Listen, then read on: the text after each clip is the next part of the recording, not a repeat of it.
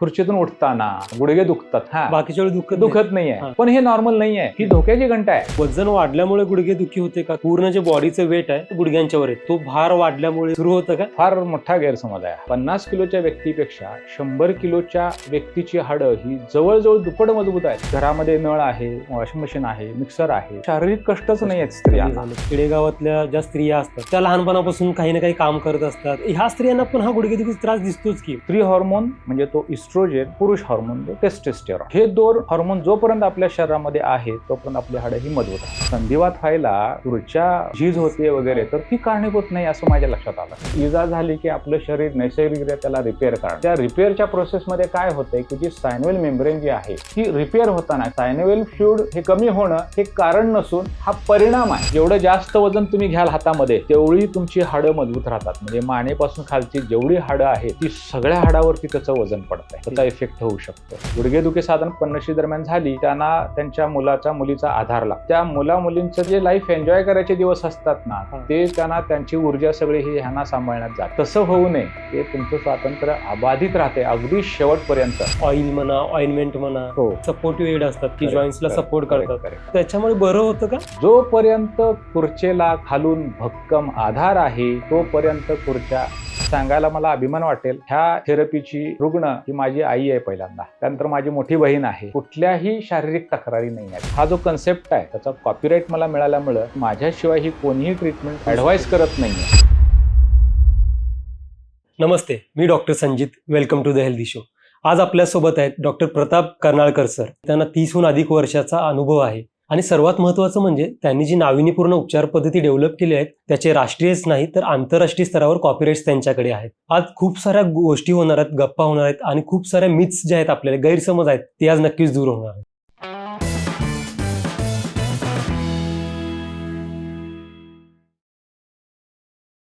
Hello sir, welcome to the healthy show sir. नमस्कार. असं सुरुवातीला सगळ्यात पहिला प्रश्न मला हा विचारायचा आहे, जो आजकाल प्रत्येक घरातून, म्हणजे वेदर तो मध्यमवर्गीय असू दे किंवा उच्चभ्रू समाजातील असू देत, तर 45च्या पुढच्या ज्या स्त्रिया असतात त्यांच्यामध्ये कॉमन दिसून येतो, तो म्हणजे गुडघे दुखतात.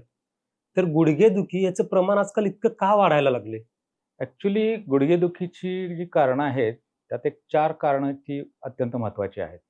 एक म्हणजे अयोग्य आहार, दुसरं म्हणजे व्यायामाचा अभाव, तिसरं व्हिटॅमिन डी म्हणजे व्हिटॅमिन ड म्हणतो आपण त्याला, त्याची कमतरता, आणि सगळ्यात महत्त्वाचं म्हणजे हॉर्मोनची कमतरता, की जी 45 नंतर स्त्रियांना मेनोपॉज होतो त्यामुळं त्यांची हाडं खूप ठिसूळ होतात आणि हे एक सगळ्यात महत्त्वाचं कारण आहे. आता अयोग्य आहार म्हटलात तर योग्य तो आहार सॉरी योग्य तो आहार म्हणजे आपल्याला कॅल्शियम रिच डाएट किंवा व्हिटॅमिन ड रिच डाएट असं ते घ्यायला पाहिजे, ना की हाय कॅलरी डाएट किंवा Okay. अगदीच लो कॅलरी डाएट. हे सुद्धा आपल्याला ते एक कारण असू शकतंय. आता दुसरं कारण म्हणजे काय झालंय, शहरीकरणामुळे काय झालंय की शारीरिक कष्टच करावे लागत नाहीत. म्हणजे घरामध्ये नळ आहे, वॉशिंग मशीन आहे, मिक्सर आहे, हो. की त्यामुळे कुठेही शारीरिक कष्टच नाही आहेत कमी स्त्रियांना. झालेत फार. म्हणजे गोष्ट चांगली आहे, हो. म्हणजे की बाबा एक फार शारीरिक कष्ट करावं लागत नाहीत, पण त्या गोष्टीला एक साईड इफेक्ट आहे असं आपण म्हणूया, की त्यामुळं हाडावरती दाबच येत नाही आणि हाडं ठिसूळ राहतात. आणि व्हिटॅमिन डीचं म्हणा तर तसंच आहे. कारण आपण आजकाल कसं झालंय की खूपच शॅडोमध्ये, सावलीमध्ये आहोत आपण. घरामध्ये सावली असते, बाहेर जायचं म्हणलं की एसी कार आहे, एसी कारमधून ऑफिस ते पण एसी आहे. म्हणजे अशा तऱ्हेनं आपण सूर्यप्रकाशापासून लांब लांब चाललोय. त्यामुळे काय झालंय की आपल्या शरीरावरती, अंगावरती आपल्या सूर्यप्रकाशच पडत नाहीये आणि बाहेर पडलोच तर अगदी सनस्क्रीन लावण्यात पण आपण ते पुढे गेलोय आपण. तर ते थोडंसं जरा हे आणखी एक महत्वाची गोष्ट आहे की हाडं आपली मजबूत राहण्याकरता किंवा सांधे चांगले राहण्याकरता व्हिटॅमिन डीची अत्यंत महत्वाची अशी ती गरज आहे. आणि आपल्या हाडाची मजबूती ही सगळ्यात महत्वाचं कारण म्हणजे आपले हॉर्मोन्स. स्त्री हॉर्मोन म्हणजे तो इस्ट्रोजेन आणि पुरुष हॉर्मोन जो टेस्टोस्टेरॉन. तर हे दोन हार्मोन जोपर्यंत आपल्या शरीरामध्ये आहेत तोपर्यंत तोपर्यंत आपली हाडं ही मजबूत राहतात. ही ज्यावेळेला बनायची थांबतात किंवा कमी होतात, स्त्रियांना 45-50च्या दरम्यान मेनोपॉज होतो. त्यामुळे हार्मोन कम्प्लिटली बंद होतात. तसं पुरुषांच्या मध्ये होत नाही. पुरुषांचे हार्मोन जे असतात ते थोडे 60 नंतर कमी व्हायला लागतात. त्यामुळं आणि पुरुषांना पण थोडंसं शारीरिक कष्ट हे करतोच, थोडंसं नाही म्हटलं तरी. त्यामुळं म्हणजे आजकाल शहरामध्ये एवढं नाही आहे, पण अजूनही थोडंसं संस्कृतीचं प्रमाण की शक्यतो पुरुषी कामं ही शारीरिक कष्टाची कामं ही पुरुष करतात. त्यामुळे थोडंसं हाडावरती थोडंसं नाही म्हटलं ती कॉम्प्रेसिव्ह फोर्सेस जे आहेत किंवा दाब म्हणतो आपण त्याला, तो आहे. त्यामुळे पुरुषांना एवढा प्रॉब्लेम नाही आहे. 60च्या आधी एवढा प्रॉब्लेम येत नाही. पण स्त्रियांना तसं नाही आहे. स्त्रियांना काही म्हणजे असं हार्मोन पूर्ण बंद होतात. त्यामुळे त्यांची हाडं खूप वेगानं ठिसूळ होतात. आणि त्यामुळे ते एक ऍक्च्युली हाडं ठिसूळ होणं हे अत्यंत महत्वाचं कारण आहे संधिवात होण्यामागं. तर ते आपण आधी पहिल्यांदा त्याचं जे काही निराकरण करायला पाहिजे ते जर केलं तर आपल्याला संधिवाताचं प्रमाण हे अत्यंत कमी करता येईल किंवा जवळजवळ आपण संधिवात आपण नाहीसा करू शकतो. म्हणजे तुम्ही म्हणता की संधिवातामुळे जी होणारी गुडघेदुखी ती आपण हे करू शकतो. जर हाडे ठिसूळ होण्याचं प्रमाण जर आपण कमी करू शकलो तर स्त्रियांमध्ये हे जे दुखतं की संधिवात झाल्यामुळे जे गुडघे दुखतात ते कमी होऊ शकतं. हो, अगदी अगदी अगदी. बघा ना, आता काय की माझ्या काय लक्षात आलं एकदा की आपला जो अँकल जॉईंट आहे, घोटा आणि गुडघा, नी जॉईंट, तर तो संधिवात जो होतो वयानुसार जो म्हणतो आपण, तो गुडघ्याला होतोय बहुतांशी, पण अँकल जॉईंटला, घोट्याला होत नाहीये. बरोबर की नाही? तर माझ्या काय लक्षात आलं की काहीतरी जे काही आता आम्ही सगळे जे मेडिकल क्षेत्रातले जे लोक आहोत जे म्हणतोय की खुर्च्या वयानुसार खराब होते, कार्टिलेज वयानुसार ही खराब होते आणि मग त्यामुळं संधिवात होतोय किंवा गुडघेदुखी होते असं सगळे म्हणतायत. युजली पेशंटला म्हणजे ते सांगतात सज्जन की तुमचं झीज झालेले आहे किंवा वंगण कमी झालंय आणि याच्यामुळे तुमचे आता हे जॉईंट पेन होतात. जॉईंट पण होतात. पण माझ्या काय लक्षात आलं, मग जर खुर्चीचं म्हणजे वयानुसार होणारे जे काही डिजनरेशन म्हणतो आपण, त्यामुळे जर होणार असेल तर अँकल जॉईंट मधल्या खुर्ची सुद्धा वय तेच आहे ना, कारण त्याच वयाची खुर्ची आहे त्यामध्ये सुद्धा. मग तिथं सुद्धा संधिवात व्हायला पाहिजे, पण तो होत नाही आहे. मग त्याचं माझ्या लक्षात आलं की खुर्च्या ही कारणीभूत नाही आहे. संधिवात व्हायला खुर्च्या जे काय म्हणतायत की खुर्च्याचं झीज होते वगैरे, तर ती कारणीभूत नाही असं माझ्या लक्षात आलं. मग मी त्यावरती अभ्यास करायला केलं की बाबा का असं का होतंय हे सगळं, म्हणजे काय, म्हणजे त्याचं काय हे काय कारण काय. तर एक कारण असं माझ्या लक्षात आलं की गुडघ्याचा जो काही पृष्ठभाग जो आहे तो मोठा आहे आणि घोट्या म्हणजे अँकल जॉईंटचा जो काही पृष्ठभाग आहे तो फार कमी आहे, जवळजवळ निम्मा आहे. त्यामुळे आपल्या शरीराचं वजन जे आहे ते गुडघ्यावर आणखी घोट्यावरती, अँकल जॉईंट आणि नी जॉईंट वरती सेमच पडतंय. बरोबर आहे की नाही? तुम्ही म्हणता मी तुम्हाला म्हणत होतो की घोटा जो आहे, अँकल आहे, त्याचा पृष्ठभाग जो आहे तो जवळजवळ निम्मा आहे आणि गुडघ्याचा, नी जॉईंटचा जो पृष्ठभाग आहे तो त्याच्यापेक्षा दुप्पट आहे असं म्हणूया. त्यामुळं समजा आता त्या व्यक्तीचं जे काही वजन आहे ते आपण 100 kg असं समजूया आणि इथे एका चौरस सेंटीमीटर वरती 1 किलो वजन इथे पडतंय. बरोबर, इथं कुठे नी जॉईंट मध्ये, पण ते 100 किलो इथं पण पडतंय वजन. बरोबर, आता हे 100 किलो पडतंय आणि इथल्या 1 सेंटीमीटर स्क्वेअर वरती इथे ह्याच्यापेक्षा इथं जवळजवळ दुप्पट पडतंय वजन. मग त्यामुळे काय होतंय की इथली जी खुर्च्या आहे त्याला सपोर्ट करणारं जे काही सब कॉन्ड्रल बोन म्हणतो आम्ही, जे काही हाड आहे ते गुडघ्यापेक्षा, नी जॉईंट पेक्षा अँकल मधलं सब कॉन्ड्रल बोन जे आहे ते जवळजवळ दुपटीपेक्षा जास्त मजबूत आहे आणि खुर्चीला खूप चांगला आधार मिळतो. आणखी एक महत्वाची गोष्ट अशी आहे की खुर्चेचं पोषण जे आहे ते खुर्चेचं पोषण जे आहे ते हाडातून किंवा रक्तवाहिन्या नाही आहेत त्याच्यामध्ये किंवा मज्जातंतू नाही आहेत खुर्चेमध्ये. त्यामुळं जे पोषण जे आहे ना ते आपलं जे वंगण म्हणतो आपण ते त्यातून येत असतंय. त्यामुळं खुर्चेच्या पोषणा किंवा कमी पोषणामुळं खुर्च्या खराब होते हा समज चुकीचा आहे. ऍक्च्युली जे काय आहे ना, जे काय होते घडतंय ते खुर्चेच्या पोषणामध्ये जी काही बाधा येते त्याचं कारण सुद्धा असंच आहे. तुम्हाला आता मी सांगितलं की इथे जवळजवळ तो जो काही सब कंट्रोल बोन म्हणतो किंवा खुर्चेला आधार देणारं जे काही हाड आहे ते मजबूत आहे. त्यामुळे खुर्चेला चांगला आधार मिळतो. त्यामुळं काय होतंय की उठता बसता जे काही वजन पडते खुर्चेवरती त्यामुळे खुर्च्या अँकल जॉईंट म्हटली तुटत नाही, ब्रेक होत नाहीये. त्याच्या उलट गुडघ्यातली जी खुर्ची आहे तिचा सब कंट्रोल बोन जे आहे ते ठिसूळ आहे. आणि त्यामुळे होते कसं आपल्या ज्या नेहमीच्या दैनंदिन जे काही आपल्या क्रिया आहेत त्याच्यामध्ये ती खुर्च्या तुटते आणि मग तुटल्यानंतर त्याचे जे तुकडे ते सगळे जे बाहेर पडतात आणि मग होते कसं की ते तुकडे जे आहेत त्यामुळं एक आपण बघा प्रत्येक सांध्यामध्ये एक सायनोव्हियल मेम्ब्रेनचं आवरण असतंय. एक सायनोव्हियल मेम्ब्रेन म्हणतात त्याला किंवा सामान्य भाषेमध्ये त्याला एक जाळी वगैरे असं काहीतरी म्हणतात. तर त्या सायनोव्हियल मेम्ब्रेनला खुर्चीचा जो काही तुकडे आहेत ते लागले की सायनोव्हियल मेम्ब्रेनला दाह होतो. म्हणजे आमच्या भाषेमध्ये इन्फ्लेमेशन होतं आणि इन्फ्लेमेशन म्हणजे तिथे सूज येणार, म्हणजे सांध्यामध्ये पाणी होत आहे. हे एक कारण आहे सांध्यामध्ये पाणी व्हायचं. आता आणि काय होतं मग ते आता पाणी झालंय बघा, कुठली इजा झाली की आपलं शरीर नैसर्गिकरित्या त्याला रिपेअर करणार. मग त्या रिपेअरच्या प्रोसेसमध्ये काय होतंय की जी सायनोव्हियल मेम्ब्रेन जी आहे ती रिपेअर होताना किंवा दाह कमी होताना नैसर्गिकरित्या ते दाह कमी करणार आपले शरीर. ते दाह होताना काय होतंय की ज्या वंगण बनवणाऱ्या ज्या काही पेशी असतात त्याच्याऐवजी फायब्रोसिस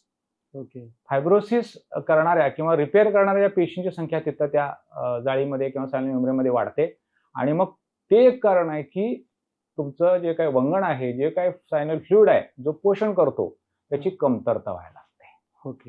म्हणजे सायनोव्हियल फ्लुइड किंवा वंगण हे कमी होणं हे कारण नसून हा परिणाम आहे. असं आहे ते. म्हणजे जे म्हटलं जातं की सायनोव्हियल फ्लुइड किंवा वंगण कमी झाले किंवा ते कमी होत नसतं, त्याचं डेव्हलपमेंट कंटिन्युअस ती प्रोसेस सुरूच असते, चालूच असतं. अनलेस हे डॅमेज होत नाही. त्याला काहीतरी इजा व्हायला पाहिजे. त्याला काहीतरी इजा होते की जे काही तुम्हाला एक उदाहरण देतो आता तुम्हाला, म्हणजे आणखी एक सोप्या पद्धतीने मी तुम्हाला सांगू शकतो की हे कसं होत आहे. बघा उन्हाळ्यामध्ये टार रोड करतात, डांबरी रोड करतात आणि मग तो रोड अगदी स्मूथ अगदी गुळगुळीत असतो कधीपर्यंत पाऊस पडेपर्यंत. पाऊस पडला की काय होतंय त्यात खड्डे पडतात, सगळे ते डांबर खडी सगळं असं इकडून तिकडून तसं विखरलेलं असतंय ते. आता पावसाळ्यामध्ये खड्डे पडतात, ह्याचे खड्डे का पडतात तर त्याचं कारण असं आहे की पावसाचं पाणी जे आहे ना ते डांबर खडी मिश्रणाचा जो थर आहे त्याच्या खाली जो बेड आहे त्या बेडमध्ये पाणी ते जिरतंय किंवा मुरतंय. जो बेड आतापर्यंत चांगला आधार देत होता, वरच्या टार खडीच्या मिक्सचरला जे काही आधार मिळत होता तो पाणी मुरल्यामुळं बेड असा तो भुसभुशीत होतो, मऊ होतो तो भुसभुशीत. आणि तो असा भुसभुशीत झाला की त्याचा तो वरती जो काही थर आहे त्याला आधार देऊ शकत नाही. त्यामुळे काय होतंय की ते एखादं वाहन गेलं ते सगळे ते वरचं टार मिक्सचर सगळं ते तुटून सगळे असे खडे तिकडे इकडे घालत. सेम थिंग गुडघ्यामध्ये होत असते. जोपर्यंत खुर्चेला कार्टिलेजला खालून भक्कम आधार आहे हाडाचा तोपर्यंत खुर्च्या टिकते. असं आहे. एकदा का ह्या 4 कारणामुळे म्हणजे अयोग्य आहार, व्यायामाचा अभाव, व्हिटॅमिन डी ची कमतरता आणि सगळ्यात महत्वाचं हार्मोनची कमतरता, ह्या सगळ्या गोष्टीमध्ये एकत्रित येतात मग त्याचा परिणाम मात्र फार गंभीर होतो आणि ती खुर्च्या अत्यंत वेगानं निघून जायला लागते आणि मग सगळं ते जे काही हाडाची टोक आहे ते उघडी पडतात आणि मग हाडावरती हाड घासतं आणि मग संधिवात होतो. असं म्हणजे आतापर्यंतचा जो हे आहे काय म्हणतात वैज्ञानिक किंवा सायंटिफिक पण जो समज म्हणू शकतो हा, आपण आता, हा, म्हणजे हा, तुमच्यात हा. मला एक आलं की हा तोही कदाचित विरुद्ध आहे. म्हणजे आता म्हणजे पेशंट सांगितलं की बाबा तुमचं झीज होते, हा त्याच्यानंतर म्हणजे सायनल फ्लुइड कमी होतं, हा. काटले झिजतात हा. आणि मग हाडांची झीज होते हा. आणि मग दुखणं सुरू होतं. हा हे तसं नसता, पहिला हाडांची झीज होते आणि उलट हाडं परत ठिसूळ रिव्हर्स होतात. ऑर्डर, हाडं ठिसूळ होत आहेत. हाडे ठिसूळ होतात. हा आणि हा जो कन्सेप्ट आहे तो अगदी विरुद्धच आहे. तुम्ही म्हणलात तसे अगदी आता जे काय कन्सेप्ट आहेत त्या हा. सगळ्या त्याच्या अगदी विरुद्ध आहेत. आणि हा म्हटलं तर तसा रिव्होल्युशनरी एक कन्सेप्ट आहे हा. कारण यामुळे काय होणार आहे, कारण आता आपल्याला कारण सापडलंय. हा. त्यामुळे ह्याच्यावरती आता कारण एकदा सापडलं की उपचार पण सोपे होतात. असं ते आहे आणि हा. तसंच आहे आता. आणि उपचार सुद्धा तसे म्हटले तरी फार खर्चिक पण नाहीये. त्याकडे आपण नंतर येऊच आपण. म्हणजे आता त्याच्यावर उपचारही आपल्याकडे करता येतात अत्यंत चांगल्या पद्धतीनं, आणि ते विना ऑपरेशन असं. आता तुम्ही सुरुवातीला जसं म्हणत की 4 जी महत्वाची कारणं आहेत. हो. तर समजा आपण त्याच्यावर काम करायला सुरुवात केली, म्हणजे मी डाएट इम्प्रूव्ह केला, करेक्ट. एक्सरसाइज सुरू केले, आणखीन व्हिटॅमिन डीचं जे सप्लिमेंट्स असतील एक्सटर्नली ते घ्यायला सुरुवात केली, तर मग हार्मोन्सचं कसं करायचं? कारण ते तरी नॅचरल प्रोसेस आहे, ते कमी होणार ते होणारच. करावं. ते आधीही होतं, ते आताही होतं, पुढेही होतील. करेक्ट. मग त्याला सोल्युशन काय? म्हणजे हॉर्मोनल थेरपी मला माहित नाही तर कितपत सेफ असेल, किंवा मग तुम्ही काय ॲडवाइज करता अशा वेळेला? बरोबर. अगदी चांगलं तुमचं शंका आहे. कारण हॉर्मोन आपल्या शरीरामध्ये बनणं, तयार होणं हे गुणसूत्रावरती अवलंबून आहे. हां. त्यामुळे आपण त्यात काही सध्या तरी काही करू शकत नाहीये. बरोबर. आता दुसरी जी काही थेरपी आहे ती म्हणजे हार्मोन रिप्लेसमेंट थेरपी दिली गेली आहे. पण असं लक्षात आलंय की त्याला गंभीर त्याचे साईड इफेक्ट्स आहेत. म्हणजे अगदी ब्रेस्ट कॅन्सर, गर्भाशयाचा कॅन्सर वगैरे असे काही लिव्हर नुकसान होणं वगैरे असे बरेचसे साईड इफेक्ट आहेत. म्हणून ते आता बंद केलंय. पण आता आपल्याला काय केलं पाहिजे, हार्मोनची कमतरता तर आपल्याला भरून काढलीच पाहिजे. म्हणून मग आपल्याकडं उपलब्ध आहेत औषधं ती. मी जे काही आता सुचवणार आहे ती औषधं, त्याच्यावरती पूर्ण संशोधन होऊन गेले कित्येक वर्ष त्याच्यावरती संशोधन झालेलं आहे की जी अशी औषधं आहेत की जी हार्मोन सारखंच काम करतायत. ओके. हा, पण त्याला साईड इफेक्ट नाही आहेत. ओके. हा, असे जे काही आता औषधं आपल्याकडे निर्मिती झालेली आहे त्या औषधा निर्मितीमुळं ती आपण जर औषधं दिलं तर ती जी औषधं आहेत ती हाडं मजबूत करतात. म्हणजे हार्मोनच्या अब्सेन्समध्ये, म्हणजे हार्मोनच्या कमतरतेमध्ये सुद्धा ते तसं हाडं मजबूत करतात असं आहे. आणि तुम्ही म्हणलात ना की आता ह्या 4ही गोष्टी आपण म्हणजे आता त्यातल्या 3ही गोष्टी जर आम्ही काळजी घेतली, आहार, vitamin D supplement, calcium supplement आणि थोडंसं काय एक्सरसाइज वगैरे आपण केलं, वेट ट्रेनिंग जर केलं तर आपण टाळू शकतो का? तर टाळू नाही शकत. पोस्टपोन करू शकतो आपण. ओके. आता पोस्टपोन करू शकतो की बाबा एखाद्या स्त्रीला हे 4ही गोष्टी नाही आहेत, व्हिटॅमिन डी नाही आहे, आहार नाही आहे, शारीरिक कष्ट नाही आहेत, त्या स्त्रीला साधारण मेनोपॉज झाल्या लगेच 1 वर्ष 2 वर्षामध्ये संधिवात होणार. पण ज्या स्त्रीने किंवा पुरुषांनी जे काही ह्या सगळ्या 4ही गोष्टींचं व्यवस्थित त्यांनी गोष्टी अंमलात आणलेल्या आहेत, तर त्यांना 45-50 नाही होणार, लगेचच मेनोपॉज नंतर नाही होणार. पण त्यांना 5-10 वर्षांनी परत ते जे काही कॅल्शियम लॉस जो आहे किंवा जे काही हाडं ठिसूळ होणं आहे ते होणार. आता समजा एखाद्या व्यक्तीच्या, एक उदाहरण देतो तुम्हाला, की त्या व्यक्तीच्या बँक अकाउंटमध्ये 1,00,000 रुपये आहेत आणि त्या व्यक्तीने रोज 100 रुपये जर त्या बँकेतून विड्रॉ केले तर ते 1,00,000 रुपये त्या व्यक्तीला किती दिवस पडतील? साधारण 1000 दिवस म्हणजे 3 वर्ष. बरोबर. बरोबर. आणि एखाद्या व्यक्तीच्या अकाउंटवरती 10 लाख आहेत किंवा 1 कोटी आहेत आणि त्याने 100 रुपयेच काढले, विड्रॉ केले, तर त्याला खूप काळ पुरणार. पण कधीतरी संपणार ना कधीतरी. त्यात काही ग्रोथ नाही आहे. त्यामुळं आपल्याला काय करायचं आहे की हे जरी हा गैरसमज जो आहे ना की बाबा मी एवढं सगळं कर, हा एक मोठा गैरसमज आहे की मी व्हिटॅमिन डी सप्लिमेंट, चांगलं डाएट, एक्सरसाइज, जिम वगैरे करणार किंवा करतोय किंवा करते. काही लोक करतात, त्यामुळे हा प्रॉब्लेम दिसतो तरी लेट ओके. हा, म्हणजे होणार नाही असं नाही आहे. हा. आपण जर त्यांना हम्म. काय होतंय की ते त्यांच्या लक्षात येत नाही. आता ते हम्म. फार चांगलं आपलं आता एक डिस्कशन मध्ये तुम्हाला एक सांगतो हम्म. की त्यांना ते लक्षात येत नाही की आतमध्ये गुडघ्याची झीज व्हायला लागली आहे. आणि त्याचं सगळ्यात महत्वाचं कारण म्हणजे खुर्चेमध्ये, कार्टिलेजमध्ये नर्व्स नर्व्स नाही आहेत, नसणे. हा. मज्जातंतूच नाही आहेत. Yes. हा, त्यामुळे पेनच त्यामुळं वेदना होत होत नाहीत, नाही. पेन होत नाही, मग आपण गाफील राहतो. गाफील होतो. ओके. असं आहे. हा. होणार नाही असं नाही किंवा होत नाही असं नाही आहे. ते आतमध्ये नुकसान व्हायला चालू झालेलं असतंय मेनोपॉज नंतर. हा, हा. फक्त त्याचा स्पीड कमी असतो हम्म. आणि त्यामुळे ते आपल्याला मज्जातंतू नाही आहेत, त्यामुळे आपल्याला ते लक्षात येत नाही आहे. हम्म. पण त्याचा अर्थ असा नाही आहे की नुकसान होत नाही आहे. हा. फक्त ठीक आहे, डिले होतं. डिले होतो. त्यामुळे तुमची क्वालिटी ऑफ लाईफ इम्प्रूव्ह राहते खूप हा, वर्षापर्यंत खूप तुम्ही life चांगली मेंटेन जगू करू शकता. येस. पण नंतर कधीतरी आयुष्याच्या हम्म. टप्प्यावरती हम्म. तुमचं समजा काही कारणास्तव समजा एक्सरसाइज बंद झाला, हम्म. काही व्हिटॅमिन डी तुमचं नाही लक्षात आलं, तुमच्या राहिलं, बऱ्याच हम्म. वेळा विसरतं ना. हम्म. नॉर्मली कसं आहे, वेदना झाल्याशिवाय आपल्याला कुठल्या औषधाची आठवण हो. होत नाही आहे. डॉक्टरांची सुद्धा आठवण येत नाही आहे. वेदना नाही आहेत त्यामुळं पण तसं नाही आहे. नाही. काही गोष्टी आपल्याला prevention is better than cure. Yes. त्यामुळे काय आहे की आपण काही गोष्टी आपण टाळू शकतो आता. हम्म. म्हणजे आज मी असं आपल्या सगळ्यांना सांगू इच्छितो की आपण संधिवात गुडघ्याचा हा टाळू शकतो. हम्म. जर एखादी व्यक्ती माझ्याकडे आली हम्म. मेनोपॉज नंतर लगेचच, हम्म. तर आणि ह्या सगळ्या जर गोष्टींचं पालन केलं आणि आपण त्यांनी जर उपचार घेतले, हे बिना ऑपरेशन जे काय मी देतोय ते सगळं, हम्म. तर त्यांना अगदी खात्रीनं सांगू शकतोय की त्यांना परत संधिवात होणार नाही. अरे.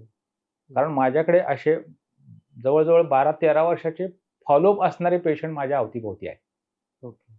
असं आहे. सर, आम्ही हे पण वाचलं होतं की तुमचा याच्यामध्ये जो रिसर्च झालाय, स्टडी झालाय, त्याच्याबद्दल पेटंट पण आहे आपल्याकडे. होय. हो, बरोबर आहे. तर काय केलंय की आता मी जी औषधं देतोय, हा. जे काही रुग्णांना जे काही संधिवाताच्या, हा. ती औषधं उपलब्ध आहेत. ओके. म्हणजे मी औषध काही नवीन वेगळं निर्माण केलेलं नाहीये. बर. पण आता जे काही देतोय, हा. बघा, ॲलोपॅथी आहे आमचं औषधं. त्यामुळे त्याला आपण म्हणतो त्याप्रमाणे ऍक्च्युली सगळ्या औषधांना साईड इफेक्ट असतो. हो, हो, हो. काहींना कमी असतो, काहींना निग्लिजिबल असतो, हा. काहींना दिसतो. Yes. पण असं नाही आहे की साईड इफेक्ट नाही आहेत. हो. औषध म्हटले की त्याला साईड इफेक्ट असतात. हा. आमच्याही औषधाला थोडे साईड इफेक्ट जे आहेत, हं. पण त्याच्यावरती मी अभ्यास करून ते जे काही साईड इफेक्ट आहेत ते जवळजवळ मी ते नील केलेले आहेत किंवा आपण त्याच्यावरती उत्तर शोधलेलं आहे. हा, हा, हा. आणि ते जे काही मी कॉम्बिनेशन केलेलं आहे त्याला हा. आम्ही रेजिम म्हणतो. ओके. त्या रेजिम जे काय आहे ते रेजिम तयार केलेली आहे मी. हा. त्या रेजिमचं पेटंट मला मिळालंय. ओके. असं आहे. हा. म्हणजे आता जे काही कॉम्बिनेशन जे करतोय हम्म. ते कॉम्बिनेशनचं मी पेटंट मला मिळालेलं आहे. ओके. आणि आता हा तुम्हाला जे मी सगळं सांगितलं की बाबा सगळे म्हणतायत की डिजनरेशन, कार्टिलेजच्या हो. डिजनरेशनमुळं संधिवात होतोय. हो. आणि तर मी म्हणतोय की तो तसं नाही आहे.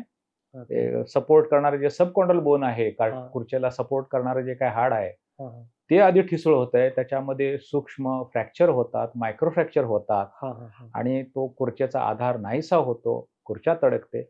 ह्या गोष्टीचा सुद्धा कॉपीराईट मला मिळालेला आहे. हो, great. म्हणजे तुम्ही त्या प्रश्नाकडे बघायचा दृष्टिकोन वेगळा ठेवून वेगळ्या अप्रोचने हे पूर्ण सगळं डेव्हलप झालेलं आहे. बरोबर. आणि तुम्ही म्हणता तसं की हे सस्टेनेबल आहे. सस्टेनेबल. हो, हो. आणि निग्लिजिबल किंवा नसल्यात, त्याचे साईड इफेक्ट नसल्यात जमा आहेत. अगदी आणि अगदी अगदी हा, अगदी हा. अगदी. कारण आतापर्यंत काय झालंय, जवळजवळ 2,500 पेक्षा जास्त रुग्णांना मी हे दिलंय. ओके. हा, म्हणजे असं नाही की 50, 100, Yes, 200. yes. गेल्या 10 ते 12 वर्ष मी हे करतोय. हे टेस्टेड आहे, म्हणजे इतके वर्ष 10 ते 12 वर्ष मी हे सगळं मेडिसिन देतोय. हा. आणि सांगायला मला अभिमान वाटेल, हा. ह्या थेरपीची हा. रुग्ण हा. ही माझी आई आहे पहिल्यांदा. हा. त्यानंतर माझी मोठी बहीण आहे. ओके. माझ्या जवळजवळ एक 7 ते 8 माझ्या मामे बहिणी आहेत. ओके. त्या सगळ्यांना मी दिल्या आणि ते पण आत्ता नाही, हा. 10-12 वर्षापूर्वी वर्षापूर्वी. दिलेलं आहे मी त्यांना. हम्म. त्यांच्या गुडघे, त्यांचे मणके, हा. कुठल्याही शारीरिक तक्रारी नाही आहेत त्यांना. हो. म्हणजे ते स्वातंत्र्य त्यांचं खूप वर्ष राहतं. युजली ते होतं ना अगदी की अगदी अगदी गुडघे अगदी. दुखा लागले झालं की डिपेंडन्सी येते कोणा ना कोणा तरी. बरोबर. मग ते घरच्यांच्यावर येते, मुलांच्यावर येते, सून असेल त्यांच्यावर येते. आणि मग ते अगदी, अगदी, थोडंसं अगदी, लाईफ अगदी. कुठेतरी म्हणजे- रिस्ट्रिक्टेड होऊन जातं मग. म्हणजे असं आहे बघा की ते त्यांच्या आता गुडघेदुखी साधारण 50 दरम्यान झाली हो. की त्यांना त्यांच्या मुलीचा आधार लागतो. हो. म्हणजे त्या मुलींचं ते जे काही आता मौज मजा किंवा जे लाईफ एन्जॉय करायचे दिवस असतात ना, हा. ते त्यांना त्यांची ऊर्जा सगळी ही ह्यांना सांभाळण्यात जाते. हो. तर तसं होऊ नये. हम्म. तुमचं स्वातंत्र्य जे आहे की तुमचं जे काही विना वेदना किंवा जे काही क्वालिटी ऑफ लाईफ तुम्हाला जे काही एन्जॉय करायचे आहे ते तुमचं स्वातंत्र्य अबाधित राहते अगदी शेवटपर्यंत. आणि आमचे उपचार असे नाही आहेत की आपलं आयुष्यभर घेत राहिलाय. ओके. हा, आमचे जे उपचार आहेत ना एक ठराविक काळच आहेत. एक बरं. साधारण 3 वर्षामध्ये आमचा कोर्स एकदा संपला ओके. की परत तुम्ही तुमच्या 3 गोष्टी ज्या एक व्हिटॅमिन डी, योग्य आहार आणि वेट ट्रेनिंग किंवा थोडे व्यायाम, हे एवढं जर तुम्ही केलं तर मला खात्री आहे की तुम्हाला परत गुडघेदुखी किंवा पाठदुखी, कंबरदुखी जे काही ऍक्च्युली ह्या याच्यामध्ये सगळं ते कव्हर अप होत आहे. त्याच्यामुळे सुद्धा मला ते आपण नंतर मी विषय घेत होतो आपला कंबरदुखी सुद्धा का होते वगैरे ते त्याच्याशी संलग्न आहे. ओके. तर ते सुद्धा आपण अगदी आयुष्यभर टाळू शकतो आपण ते. म्हणजे ह्या एकाच उपचारामध्ये तुमच्या डोक्यापासून पायापर्यंतची सर्व हाडं मजबूत झाल्यामुळं असे अनेक अनेकविध प्रॉब्लेम म्हणजे इव्हन बाथरूम मध्ये किंवा इतर ठिकाणी बघा बॅलन्स जसं वय होईल तसं बॅलन्स जरा थोडासा प्रश्न येतोच जरा थोडासा. मग थोडंसं कुठंतरी पडणं वगैरे झालं की एकतर मनगटाचं फ्रॅक्चर होतं की नाही तर खुब्याचं होतं आणि फार गंभीर होतं ते. म्हणजे त्यात कधी कधी असा डेटा आहे की हिप फ्रॅक्चर जे म्हणतो आपण, खोब्याचं फ्रॅक्चर म्हणतो, त्यातच बहुतांश स्त्रियांचा किंवा पेशंटचा अंत होतो. हे आपण सगळं टाळू शकतो. म्हणजे तुम्हाला अगदी निर्धास्तपणे ते काय जगण्याचा जो आनंद घ्यायचा आहे तो अगदी तुम्ही व्यवस्थित तुम्ही घेऊ शकता. तुम्हाला कुणावरती अवलंबून राहायची गरज नाही. तुमची जी काही यंग जनरेशन आहे त्यांना त्यांचं आयुष्य व्यवस्थित मॅनेज करता येईल, एन्जॉय करता येईल, असं थोडंसं आहे. आणि ते वेगळं समाधान असतं ना, म्हणजे इतके वर्ष स्वाभिमानाने जगलेले असतात. हा, तो एक अचानक डिपेंड होणं तेही त्यांनाही फार कुठेतरी खात असतं. अगदी अगदी अगदी अगदी. कारण आता झाले कसं इकडे ह्या वेगवान थोड्याशा ह्या लाईफस्टाईल मध्ये मुला मुलींना वेळच नाही आहे. मग आता त्यामुळे काय झालंय की आता थोडीशी जे काही त्यांना थोडंसं आर्थिक स्वातंत्र्य आहे. कारण काही लोकांच्याकडे त्यांनी योग्य ते विचार करून थोडंसं तरुणपणापासूनच म्हातारपणाची तजवीज केलेली आहे. आर्थिक स्वातंत्र्य आहे पण ते उपभोगता येत नाही आहे. ते उपभोगता येत नाही आहे आणि त्याला हे सगळे अडथळे आहेत. कुठे जाता येत नाही, लागलं तर थोडंसं मदत पाहिजे, भीती असते, पडेल काय होईल का. तर ह्या सगळ्या ज्या काही अडचणी आहेत त्याच्यावरती आपण मात करू शकतो. सर आता आणखीन म्हणजे असा प्रश्न पडतो की आपण म्हणतो की एक्सरसाइज किंवा आहार, मग जर विचार करायला गेला जे अजूनही खेडेगावातल्या ज्या स्त्रिया असतात त्या लहानपणापासून काही ना काही काम करत असतात आणि काइंड ऑफ एक्सरसाइज त्यांना असतो, मग ते वजन उचलणं असते, ते धुनी उचलणं असू दे, कम्पॅरेटिव्हली शहरामध्ये ते प्रमाण कमी आहे. मग ह्या स्त्रियांना पण हा गुडघेदुखीचा त्रास दिसतोच की. म्हणजे जे आपण म्हणतो की गावाकडच्या ज्या स्त्री असतात किंवा खेडेगावातल्या असतात किंवा ज्या शेतकरी कुटुंबामध्ये जन्मल्या असतात किंवा त्यांचं हे चालू असतं, शेतकरी कुटुंबामध्ये त्या जगत असतात, त्यांनाही हा प्रॉब्लेम दिसतो. सिमिलरली शहरामध्ये ज्यांना एक्सरसाइज निग्लिजिबल आहे, ज्यांना बऱ्यापैकी भौतिक त्या सुविधा आहेत, त्यांच्यामध्ये हा प्रॉब्लेम दिसतो. मग हे कसं म्हणजे याचं रिलेशन कसं आहे, आपण कसं जस्टिफाय करू शकतो हे? अगदी अगदी अगदी बरोबर आहे. तुमचं ऑब्झर्वेशन खूप चांगलं आहे की काय आहे की शारीरिक कष्ट असले की हाडावरती दाब राहतो किंवा कॉम्प्रेसिव्ह फोर्सेस असतात. त्याच्या उलट शहरातल्या स्त्रियांच्या भौतिक सुविधेमुळे ते नसतात. हाच अगदी एका पेशंटनेच मला विचारलं, अहो आमची आई अजून खणखणीत आहे, माझी आई तिकडे आजी आहे, तिकडे अजून ती 60 वर्षाची आहे आणि बऱ्यापैकी ती अजून शेतामध्ये जाते वगैरे, तिला आत्ताशी कुठं किरकोळ दुखतंय वगैरे. तेच म्हणतोय मी की त्या स्त्रियांनी किंवा ज्या लोकांनी शारीरिक कष्ट केलेले आहेत, तुम्हाला मगाशी एक उदाहरण दिलं होतं बघा मी, बँकेमध्ये 1,00,000 रुपये आणि बँकेमध्ये 1 कोटी रुपये. त्यांच्याकडे कसं झालं असते, कॅल्शियमने ते श्रीमंत आहेत, समृद्ध आहेत. जे शारीरिक कष्ट केलेले जे स्त्री पुरुष आहेत ना खेडेगावातले, ते कॅल्शियमने समृद्ध आहेत, म्हणून त्यांना उशिरा होतो. होतं पण उशिरा होतो, होत नाही असं नाही आहे. फक्त वेळच महत्वाची. शहरातल्या स्त्रियांना शारीरिक कष्टाच्या अभावामुळे व्हिटॅमिन डी किंवा आणि इतर काही कारणामुळं तर ते लवकर लक्षात येते त्यांना, लवकर त्रास त्यांना चालू होतो. पण त्याच्या उलट जे शारीरिक कष्ट करतात त्यांना होत नाहीये, लवकर होत नाही, असं आहे. मग याला कसं करू शकतात? म्हणजे शहरामध्ये आता बहुतेक स्त्रियांना ज्यांना समज आहे की बाबा थोडंसं व्यायामाची गरज आहे, तर खूप सारे आपण बघतो की लेडीज वॉकिंग करत असतात किंवा योगा करत असतात. मग त्याचा उपयोग होत नाही का याच्यामध्ये? होतो ना. म्हणजे थोडा होतो, पण तो असा एवढा प्रभावीपणे जेवढा व्हायला पाहिजे तेवढा होत नाही. बरं. योगा केल्यामुळे आपल्या सांध्यांची लवचिकता वाढते. ओके. स्नायूंची थोडी ताकद वाढते. हां. थोडासा हाडावरती दाब येतो. नाही असं नाही. जेव्हा स्नायू आकुंचन पावतो त्यावेळेला हाडावरती दाब येतो. त्यामुळे थोडंसं कॉम्प्रेसिव्ह फोर्सेस येतात, पण ते पुरेसे नाही आहेत. ओके. मग त्यांनी ते जर समजा अगदी जिममध्ये जाऊन अगदी वेट ट्रेनिंग जर घेत असतील वगैरे किंवा हे करत असतील, तर त्यांची हाडं बऱ्यापैकी मजबूत राहतील. पण शेवटी आणखी एक महत्वाचा जो मुद्दा आहे, की ज्यांनी मेजर आपण त्याला रिस्पॉन्सिबल म्हणूया, की जो आहे तो हॉर्मोन आहे. हॉर्मोन.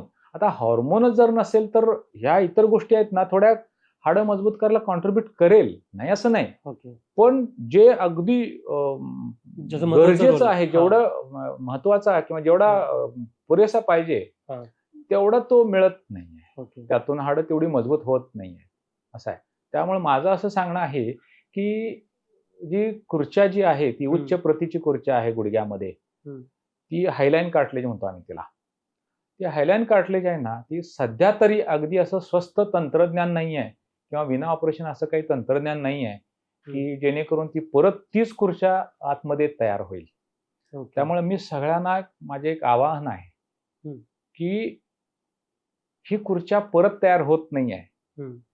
मी जे उपचार देतोय ती उपचार आहेत ती खुर्च्या टिकवते, प्रिझर्व्ह करते. त्यामुळं तुमच्या गुडघ्यामध्ये जेवढी जास्त खुर्च्या शिल्लक असेल तेवढा तुम्हाला खूप चांगला रिझल्ट येणार. त्यामुळं तुम्ही काही लक्षण आहेत, म्हणजे काही लक्षण म्हणजे कसं की बघा थोडंसं खुर्चीतून उठताना किंवा जमिनीवर बसून उठताना गुडघे दुखतात सुरुवातीला. खूप वेळा हे होतं की नाही माझे फक्त उठताना करेक्ट. बाकीच्या वेळी दुखत नाहीये, म्हणजे मी नॉर्मल आहे.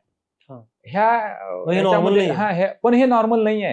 ही धोक्याची घंटा आहे. ही धोक्याची घंटा आहे की बाबा आता तुम्हाला सांगितलंय तिथे गुडघ्याने की बाबा आता माझं ते चालू झालेलं आहे. तुम्ही लक्ष द्या असं आहे. किंवा मग मेनोपॉज नंतर काही स्त्रियांना किंवा म्हणजे मेनोपॉजच्या आधी सुद्धा काही स्त्रियांना थोडेसे गुडघे बेंड असतात बघा, त्याला आपण बो लेग्स म्हणू आपण किंवा त्याला तर ते जे असतात ना, ते जे काही हे बो लेग्स म्हणतो आपण, तर ते जर असतील तर त्या स्त्रियांनी ह्या गोष्टीकडे अजिबात दुर्लक्ष करू नये. की कारण ह्याचा अर्थ खुर्च्या निघून जायला चालू झालेल्या आणि हळूहळू ती खुर्च्या सगळी निघून जाणार आणि मग तुम्हाला आमच्या उपचाराने फायदा होईल. पण मला अपेक्षित आहे किंवा तुम्हाला जो अपेक्षित आहे, माझी अपेक्षा आहे की तुम्हाला अगदी एक्सलंट 100% तुम्हाला वेदना रहित तुमचं आयुष्य जावं. मग ते थोडंसं मग कुठेतरी कॉम्प्रोमाइज होते. त्यामुळे स्त्रियांनी ह्या लक्षणाकडे अजिबात दुर्लक्ष करू नये. बसून उठताना गुडघे दुखतायत, पाय मग हे असं का होतं की त्याच कंडिशन्स मध्ये फक्त गुडघे दुखतात? किंवा ह्याला जोडून मला अजून एक प्रश्न विचारायचा आहे. म्हणजे असं बोललं जातं युजली की जी भारतीय बैठे पद्धती होती, म्हणजे मांडी घालून बसणे किंवा इनफॅक्ट टॉयलेटला जे सिटिंग पोझिशन आहे ते इंडियन बेस्ट होती. आता आजकाल लोक जे वेस्टर्न टॉयलेट्स आहेत किंवा आपण डायनिंग टेबलवर चेअरवर बसतो, तर त्याच्यामुळे की बाबा हा जो आपली सवय जी आपण मोडली, जी आधीची होती सुरुवातीची, त्याच्यामुळे म्हणावं तसं गुडघ्यांना त्यांचा तो काइंड ऑफ एक्सरसाइज म्हणा किंवा तो बेंडिंग होत नाही आणि त्याच्यामुळे हे प्रॉब्लेम्स वाढलेत. तर हे काय सायंटिफिक आहे काय परत हे मिथ आहे? हे मिथच आहे. आता वाढीचं वय म्हणजे आपले जे काही त्याला जे वय आहे वाढीचं, मुलांना साधारण 16 वर्षापर्यंत आपली उंची वाढते आणि मुलींना साधारण 13-14 पर्यंत वाढते. तर ह्या दरम्यानच्या काळामध्ये सांध्यांचं मोल्डिंग व्हावं म्हणून मांडी घालून बसणं किंवा जे काही जमिनीवर बसणं किंवा जे काही आपण पंजावरती बसतो वगैरे, तर ते बसलं तर त्याला ते मोल्डिंग करता चांगलं आहे, नाही असं नाही. पण आणखी एक आहे की त्या वयामध्ये यंग असताना की त्यामध्ये खुर्चेला आधार देणारे जे हाड आहे ते मजबूतच आहे. ओके. बरोबर का? ते मजबूतच आहे ना तिथे. हा हा तिथे काही ठिसूळ नाही आहे ते हाड हा, खुर्चेला आधार देणारे. त्यामुळे तिथं नुकसान काही होत नाही, ते आपल्याला लक्षात येत नाही. ओके. पण नंतर नंतर काय होतंय की हॉर्मोन बनायचे बंद होतात, हाडं प्रचंड ठिसूळ होतात, खुर्चेचा आधार जातो, खुर्च्या तुटते आणि मग संधिवात होतो. त्यामुळं आपण खाली जमिनीवर बसणं टाळलंय किंवा वेस्टर्न कमोडवरती आपण वेस्टर्न कमोड वापरतो किंवा डायनिंग चेअरवरती बसतो आपण. यामुळं संधिवात होतो हा चुकीचा समज आहे. कारण त्या दरम्यान आपण ज्यावेळेला बसायला चालू करतो किंवा आपल्या त्या वयामध्ये आपण शक्यतो जमिनीवर बसत नाही. तर तिथे काय न बसल्यामुळं हाडं ठिसूळ होत नाहीये किंवा खाली बसल्यामुळे हाडं मजबूत होणार असं नाहीये. इथे हॉर्मोन हे फार महत्वाचे आहे. हॉर्मोन, पुरुष हॉर्मोन, स्त्री हॉर्मोन हे अत्यंत महत्वाचे आहेत. ते असतील तर आणि तरच आपली हाडं मजबूत राहतात आणि त्याच्याबरोबर व्यायाम केला तर ते आणखीनच चांगलं आहे. त्यामुळं तुझा गैरसमज आहे की वेस्टर्न कमोड, डायनिंग चेअर या गोष्टींच्यामुळे संधिवात होतोय हा पूर्णपणे निराधार आहे. मग ते जे सिम्पटम्स दिसतात म्हणजे जो त्रास दिसतो लोकांच्या मध्ये स्त्रियांचे स्पेशली की उठताना गुडघे दुखतात म्हणजे जमिनीवरून बसून उठताना वगैरे दुखतात किंवा मांडी घालून बसता येत नाही. तर ती तशीच का दिसतात टिपिकल आणि त्याच्यानंतर दिसत नाहीत म्हणजे त्यानंतर दुखणं कमी होतं एकदा उभं राहिलं की कमी होतं. तर तुम्हाला बघा आपण बसताना की नाही आपल्या गुडघ्याची पोझिशन जी असते ती अशी असते. म्हणजे आता हे मांडीचं हाड आहे, हे पायाचे आपल्या नळीचं हाड आहे किंवा मग जमिनीवर बसतो तेव्हा अगदी आपण आपली अशी पोझिशन असते. तर काय होतंय आपण ज्यावेळेला बसून उठताना त्याच्यावरती ह्या पोझिशन मध्ये ते खूप भार पडतो किंवा वजन इकडं जर आपण जास्त देऊन मग आपण उठतो. त्यामुळे होतंय काय की ही जी खुर्ची आहे इथली त्या भागातली म्हणजे गुडघ्याच्या ह्या हाडाच्या मागच्या बाजूची ही जी खुर्ची आहे ती खुर्च्या पहिल्यांदा निघून जाते. ओके. ती खुर्च्या निघून गेली मग काय होतंय की आपण ज्यावेळेला उभे राहतो त्यावेळेला काय होतंय की ही जी चालताना आपण एवढंच असते पोझिशन, एवढंच आपण हलतो, एवढंच आपलं जे काही हाड एकमेकाला टच होत असतात. बरोबर. पण काय होतंय की हा जो हाड उघडं पडलेलं जो काही पोर्शन आहे खुर्च्या गेलेला जो काही पोर्शन आहे त्याच्यावरती परत वजनच येत नाहीये. त्यामुळं वेदनाच होत नाहीये आणि मग आपण गाफील राहतो. तर सगळ्यात त्या कंडिशन मध्येच फक्त त्यामुळे दुखतं की जेव्हा सिटिंग बरोबर. कारण हे जे काही पोझिशन जे आहे ती त्या दरम्यानच तेवढा वेळ कॉन्टॅक्ट येत असतो ना. उघडं पडलेले जे हाड आहे हे उघडं पडलेलं आहे. एकदा का तो उघडं पडलेला हाड वजन ज्याच्यावरती यायचं बंद होतं त्यावेळेला ती वेदना होत नाहीत असं आहे. त्यामुळे ह्या भागामध्ये अजून खुर्च्या शिल्लक आहे त्यामुळे तिथे वेदना होत नाहीत आणि मग आपण गाफील राहतो. नॉर्मल स्लोली ते पुढे. पण नंतर काय होतं की ते हळूहळू ते सगळं ते पुढे जातं ते सगळं. त्यामुळे सगळी इकडची खुर्च्या निघून जाते, इकडची खुर्च्या निघून जाते आणि मग हाडावरती हाड घासायला लागतं, वेदना व्हायला लागतात, झाला संधिवात. असं ते याला ते आजकाल आपण फार काही टीव्हीवर किंवा मीडियामध्ये पण बघत असतो. खूप खूप मोठे ऍक्टर्स पण त्याला प्रमोट करत असतात. जे काइंड ऑफ हर्बल किंवा आयुर्वेदिक ऑइल म्हणा, ऑइंटमेंट म्हणा, अशा गोष्टी येत असतात. किंवा एक एड येतात की सपोर्टिव्ह एड असतात की जॉईंट्सला सपोर्ट करतात. मग त्याच्यामुळे बरं होतं का की ते फक्त टेम्पररी तुमचं पेन रिलीव्ह करतं? मला असं वाटतंय की बाजारामध्ये एवढ्या सगळ्या गोष्टी आलेल्या आहेत याचा अर्थ असा आहे की त्या ज्या काही संधिवाताचं कारण जे आहे ते त्यांना अजून निश्चित कळालेलं नाही आहे. की जे मी तुम्हाला हे अगदी अनुभवानं किंवा आतापर्यंत जे काही पेशंट माझे फीडबॅक दिलेला आहे त्याच्यावर मी तुम्हाला सांगू शकतो की संधिवाताचं हे मुख्य कारण आहे. आणि त्यामुळे कसं होतंय की ह्याच्यावर जर आपण उपचार केले की जे हाडं ठिसूळ होत आहेत ती मजबूत केल्यानंतर खुर्च्या टिकते आणि मग दुखणं थांबतं.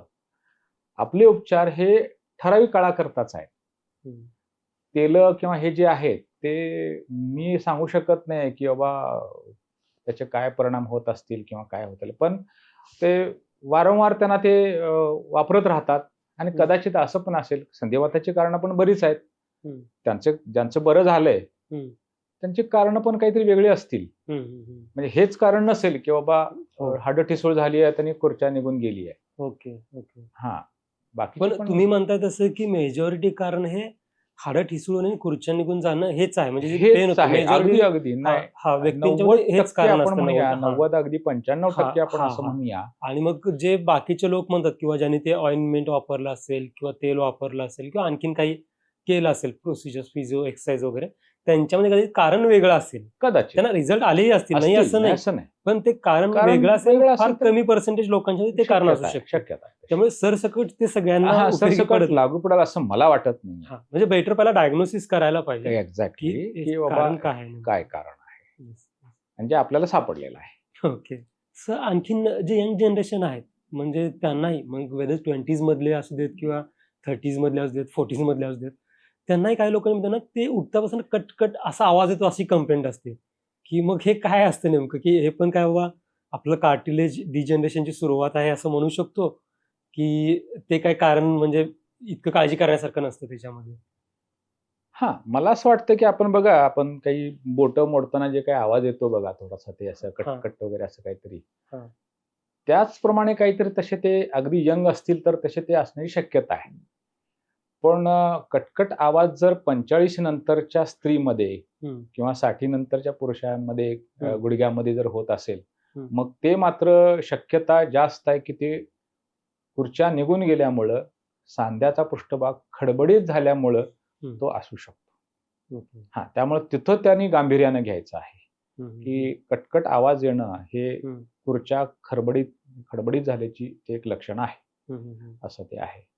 त्यामुळे त्यांनी त्याच्यावरती ताबडतोब दुर्लक्ष न करता लक्ष देऊन ते त्याच्यावरती उपचार घ्यायला पाहिजे. आता व्हिटॅमिन डी तुम्ही मगाशी बोललात की आपण ऍटलिस्ट एक्सटर्नली घ्यायला पाहिजे सप्लिमेंट्स, आणि काही लोक ते कॅल्शियम व्हिटॅमिन डी वगैरे घेत असतात. मग त्याचं आयडियली प्रत्येकाचं समजा एखाद्या एज ग्रुपनुसार किंवा स्त्री पुरुषांच्या नुसार, जेंडरनुसार असा काही डोस तुम्ही सजेस्ट करू शकता की बाबा हे साधारण घ्यायला पाहिजे, एक प्रिव्हेंटिव्ह म्हणून? आपण जे मगाशी बोलत होतो की prevention is better than cure, prevention म्हणून ह्या आपण जर व्हिटॅमिन्स जे कमी पडतात, मल्टीव्हिटॅमिन्स आणि एस्पेशली व्हिटॅमिन डी, तर हे घ्यायला पाहिजे, तर कसं घ्यायला पाहिजे? आता त्याच्यावरती अजून बरंचसं चालू आहे, संशोधन त्याच्यावरती चालूच आहे की अप्रोप्रिएट डोस किती असावा, काय असावा. ओके. आता आयडियली जे काय सध्या जे काही रेंज आहे ती 40 नॅनोग्रॅम पासून ते 80 नॅनोग्रॅम पर्यंत रेंजमध्ये व्हिटॅमिन D3 पाहिजे, असं सगळं आहे. आता व्हिटॅमिन डी लेवल हे अजूनही तुमचं इंटेक कसं आहे, म्हणजे व्हिटॅमिन डी तुम्ही सप्लिमेंट किती घेताय किंवा किती वेळ उन्हात आहात, तुमचं शोषण करण्याची तुमच्या आतड्याची क्षमता, ह्या 2-3 गोष्टीवरती अवलंबून आहे. तर असं आहे की ते आता मला असं वाटतंय की जर प्रत्येकाची जर समजा आपल्याला 40 ते 80 नॅनोग्रॅमच्या मध्ये जर आपल्याला ते व्हिटॅमिन डी लेवल ठेवायचे असेल, तर आपण थोडंसं ते प्रत्येकाने इंडिव्हिज्युअली ते करायला पाहिजे. म्हणजे काय की व्हिटॅमिन डी सप्लिमेंट घेणं आणि त्यानंतर काही कालावधीनंतर ते सिरम व्हिटॅमिन डी बघणं. ओके. हा, म्हणजे की जेणेकरून बाबा महिना एक कॅप्सूल किंवा सॅशे घेतलं 60,000चं, तर साधारण 6 महिने, वर्षभरानंतर सिरम व्हिटॅमिन डी किती लेवल राहते हे चेक करायचं. कमी असेल तर आणखी एखादी सॅशे किंवा कॅप्सूल किंवा जे काय असेल ते वाढवू शकता. म्हणजे तुम्हाला मध्ये स्वतःचं जे काही लेवल मेंटेन करण्याकरता काय आणि किती घ्यावं लागतंय ते थोडंसं जरा आपल्याला इंडिव्हिज्युअली ते प्रत्येकानं बघावं, असं माझं एक मत आहे. अंदाज घेऊ नये 1 किंवा 2 किंवा जे आहे. पण सध्या माझ्या असं लक्षात आलं आहे की साधारण 1 किंवा 2 कॅप्सूल किंवा सॅशे महिन्यातून जर घेतले तर बऱ्यापैकी व्हिटॅमिन डी लेवल मेंटेन होते, असं माझं थोडंसं एक माझ्या वैयक्तिक ह्याच्यावरून मी तुम्हाला सांगतो की 1 किंवा 2 थोडी कमीत कमी घ्याव्यात, असं थोडंसं आहे. सर, जे हे असतात ओबेज असतात किंवा ज्यांचं वजन फार जास्त आहे, त्यांना जेव्हा गुडघेदुखी होते तर त्यांना सगळ्यात पहिला सांगितलं जातं की तुम्ही वजन कमी करा, तुम्ही वजन कमी करा, तुमची गुडघेदुखी कमी होईल. तर हे वजन वाढल्यामुळे गुडघेदुखी होते का? कारण असं असूही शकतं लॉजिक, कारण पूर्ण जे बॉडीचं वेट आहे मेजॉरिटी आपल्या गुडघ्यांच्यावर येतं आणि मग तो भार वाढल्यामुळे मग ते गुडघ्यांची झीज होणे आणि मग त्यातून गुडघे दुखी होणे हे सुरू होतं का? का तुमचा याच्यावर वेगळा अनुभव आहे याच्याबद्दल? अगदी हा अगदी म्हणजे फार मोठा गैरसमज आहे हा, बर, की वजनामुळे हा गुडघे गैरसमज दुखी. आहे. हो, ओके. अगदी फार मोठा गैरसमज आहे हा. अगदी समाजामध्ये अगदी प्रचलित आहे आणि तो आमच्या मेडिसिन मध्ये सुद्धा आहे, बर. की कुठली बऱ्यापैकी सांगितलं जाते स्थूल लोकांना, की तुम्ही वजन कमी करा, तुमची गुडघेदुखी कमी होईल. हा. पण मुळात काय होतंय, की बघा त्यांच्या शरीरातली जी हाडं आहेत, ते समजा एक 100 किलो वजनाची ती व्यक्ती आहे. तर त्यांची हाडं 100 किलो वजन पेलण्याइतपत सक्षम असतात ना हो. ओके. तेच 50 किलो एखाद्या व्यक्तीचं वजन आहे, तर त्यांची हाडं ही 50 किलो पेलण्याइतपतच सक्षम आहेत. म्हणजे काय झालं? 50 किलोच्या व्यक्तीपेक्षा 100 किलोच्या व्यक्तीची हाडं ही जवळ-जवळ दुप्पट मजबूत आहेत. बर. मूळ प्रॉब्लेम तो नाहीच आहे. ओके. हाडं ह्यांच्यापेक्षा म्हणजे थिन लिन जे काही लोक आहेत त्यांच्यापेक्षा ह्यांची हाडं मजबूतच आहेत. प्रश्न काय आहे संधिवाताचा? संधिवात होतो का? तर खुर्चेला आधार देणारं जे काही सबकॉन्ड्रल बोन जे आहे ते ठिसूळ आहे आणि ते कारण आहे. म्हणजे तुम्हाला असं म्हणायचं की भले त्या व्यक्तीने वजन कमी केलं हा, तरी त्यांची गुडघेदुखी कमी होईल असं म्हणू शकत नाही आपण. नाही ना, कारण तो कारणच नाहीये ते त्याचं. कारणच नाही आहे. हा. त्या व्यक्तींच्या मध्ये त्यांना नंतर अनुभवानं त्यांच्या लक्षात आलं असणार आहे, वजन कमी केलं ठीक आहे, पण कालांतराने परत गुडघेदुखी होते. ओके. कारण मूळ कारणच आपण अजून हाडं जी काही खुर्चेला आधार देणारं जे हाड आहे ते अजून ठिसूळच आहे. मग ते व्हिटॅमिन डी मुळे असेल, हार्मोनच्या कमतरतेमुळे असेल, माल न्यूट्रिशन मुळे असेल. इथली ओबेसिटी सुद्धा माल न्यूट्रिशनच आहे. ओके. बरोबर. हा, तर ते हे आहे ना, की हे जे कारण आहे की नाही, हे कारण अजिबातच नाही. कालांतराने त्यांना परत होतो. कारण मूळ प्रॉब्लेम हा सॉल्व्ह झालेलाच नाहीये. सबकॉन्ड्रल बोन स्ट्रॉंग झालेलंच नाहीये. म्हणजे 50 किलोचं ज्यावेळेला ती व्यक्ती समजा एक 100 किलोची आहे, त्यांनी त्यांचं वजन एक 80 किलो केलं. म्हणजे आज माझी जी हाडं किंवा त्या व्यक्तीची जी हाडं 100 किलो असतानाची जी काही मजबूती होती ती 20 किलो कमी केल्यामुळं त्यांची हाडं जी आहे ती 100 किलो वजन पेलण्याइतपत मजबूत आहेत. बरोबर? म्हणजे तुलनेनं अजूनही तिथलं जे हाड आहे सबकॉन्ड्रल बोन ते मजबूत आहे. 80 किलोचं जे काही वजन आहे त्यांच्या शरीराचं ते पेलण्याइतपत त्या खुर्चेखालचं हाड अजून मजबूत आहे. पण कालांतराने ते हाड सुद्धा ठिसूळ होणार. कारण का? हार्मोनची कमतरता किंवा व्हिटॅमिन डी ची कमतरता, व्यायामाचा अभाव. बरोबर ना? काही जेव्हा आपण हाडावरचं कॉम्प्रेसिव्ह फोर्सेस आपण काढून टाकतो त्यावेळेला हाडं ठिसूळ होणार. कालांतराने ती हाडं आणि ठिसूळ होणार. म्हणजे परत प्रॉब्लेम तो आहेच. त्यामुळे मूळ प्रॉब्लेम जो आहे आपला, खुर्चेला आधार देणारं हाड, कार्टिलेजला सपोर्ट करणारं सबकॉन्ड्रल बोन, ते जे हाड आहे ते हाड मजबूत असणं, मग ते तुमच्या व्यायामामुळे असेल किंवा आणखी काय तुम्ही मेन्स्ट्रुअल पिरियड तुमचे रेग्युलर असतील तर ते व्यवस्थित राहतंय. पण एकदा का हार्मोन बंद झाले, मेनोपॉज झाला, की जे काही मेजर लॉस होतो कॅल्शियमचा आणि हाडं ठिसूळ होतात, तो आपल्याला आपल्या औषधोपचारानेच त्याला त्याच्यावरती मात करता येते. वजन कमी केल्यामुळे थोडं हेल्प होऊ शकते. हा, हेल्प होऊ शकते. पण ती थोड्या काळात प्रॉब्लेम कायमचा सॉल्व्ह होत नाही. कारण मूळ प्रॉब्लेम आपला तोच आहे. अजून त्याच्यावरती त्याला अजून उत्तर दिलेलंच नाही ना. आता जे कॉम्प्रेसिव्ह फोर्सेस आपण म्हणतो म्हणजे वेट ट्रेनिंग करायला पाहिजे जेणेकरून कॉम्प्रेसिव्ह फोर्सेस जनरेट होऊन तुमचे हाडं किंवा बोन्स मजबूत होतील. पण हे जे आता शहरामध्ये आहेत ते स्त्रिया आणि स्पेशली जे हाऊस वाईफ आहेत, जे घरी असतात तर किंवा ज्यांना जिम मध्ये जाणं शक्य नाहीये, तर ते कसं करतील?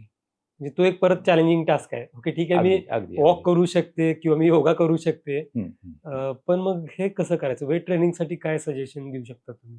आता मी सध्या असं सुचवलेलं आहे की त्यातल्या त्यात म्हणजे असं करू शकतो आपण की सँडबॅग बनवू शकतो आपण अगदी स्वस्त बरं. आणि एक चांगला त्याच्यावरती मी एक सोल्युशन असं म्हणू शकेन ओके. की सँडबॅग बनवणं हम्म.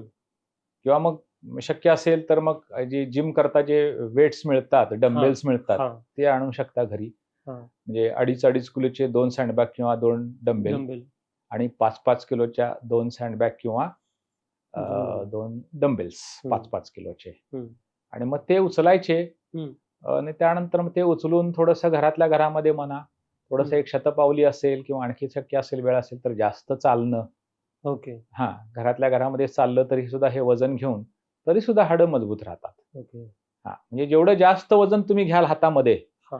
तेवढी तुमची हाडं मजबूत राहतात. म्हणजे मानेपासून खालची जेवढी हाडं आहेत, बरं. हाताच्या मनगटापासून, हा. ती सगळ्या हाडावरती त्याचं वजन पडतंय. ओके. त्याचा इफेक्ट होऊ शकतोय. ओके. त्यामुळं आपण जास्तीत जास्त वजन उचलेल तेवढं ते चांगलं आहे हाडांच्या करता. हा. पण कधी आमचे उपचार घेतल्यानंतर तुम्ही वेदनारहित झाल्यानंतर, हा, वेदना असताना करू नये. वेदना असताना तुमच्या आधीच हाडं ठिसूळ आहेत, ते आणखी आणखी त्यात होतं. मायक्रो फ्रॅक्चर होणार, आणखी नुकसान होणार. ओके. ओके. लगेच नाहीये. हा.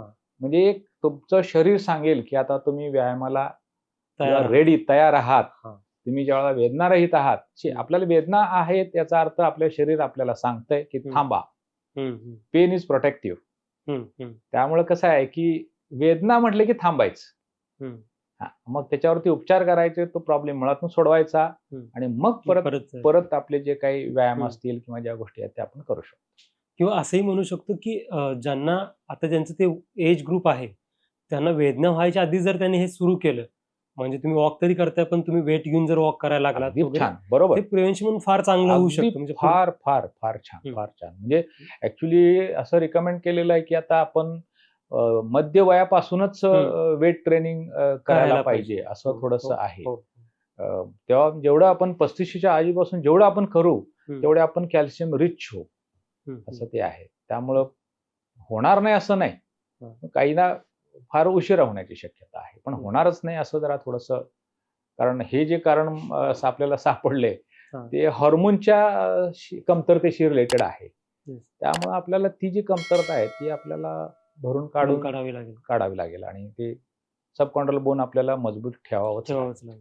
लागेल. सर, आजकाल ते PRP ट्रीटमेंट आहेत किंवा काही लोक म्हणतात की गुडघ्यामध्ये डिफरंट वेगवेगळ्या प्रकारचे इंजेक्शन्स दिले जातात किंवा रिजनरेटिव्ह मेडिसिन आपण ज्याला म्हणतो.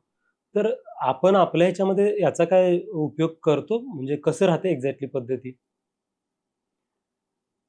हा एक फार छान प्रश्न आहे तुमचा तो. काय झालंय की बघा, तुम्हाला रिजनरेटिव्ह थेरपीबद्दल माझं मत काही असं म्हणजे काय म्हणायचं त्याला, त्याने होत नाही असं नाही आहे. ओके. त्याची मदत होणार. हं. पण मला काय म्हणायचं आहे, तुम्हाला एक उदाहरण देतो.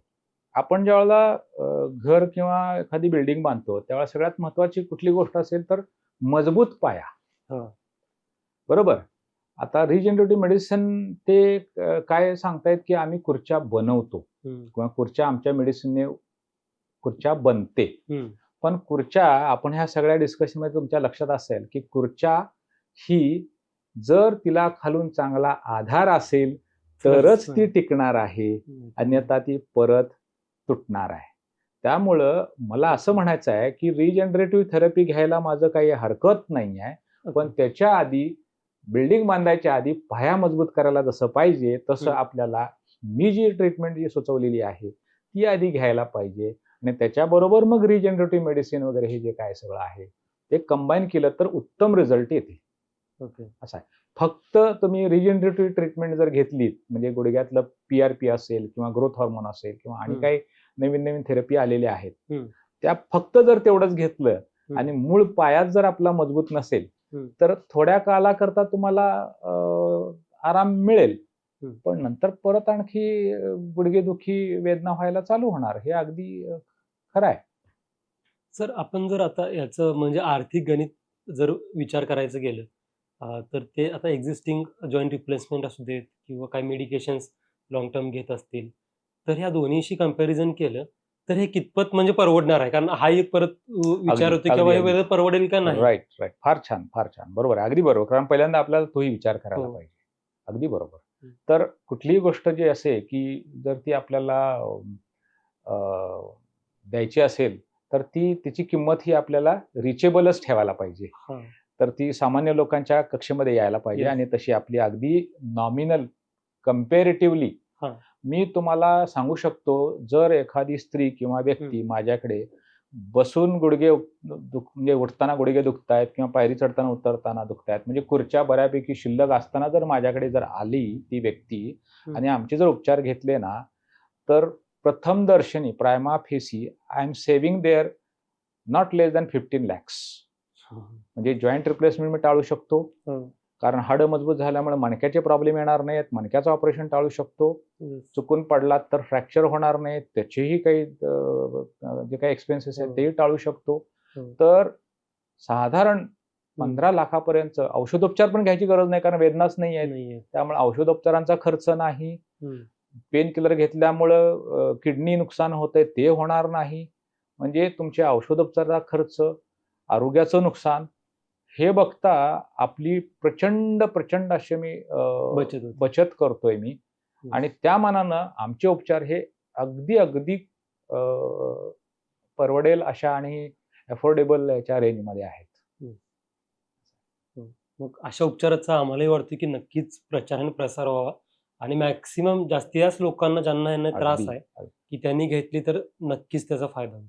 माझं असं म्हणायचं आहे की जेवढं उशीर करणार माझ्याकडे यायला, कारण आता कसं झालंय की हा जो कन्सेप्ट आहे, ते जो काय हायपोथेसिस किंवा मी जे करतोय त्याचा कॉपीराईट मला मिळाल्यामुळं याचा अर्थच असा आहे की माझ्याशिवाय ही कोणीही ट्रीटमेंट ऍडव्हाइस करत नाहीये.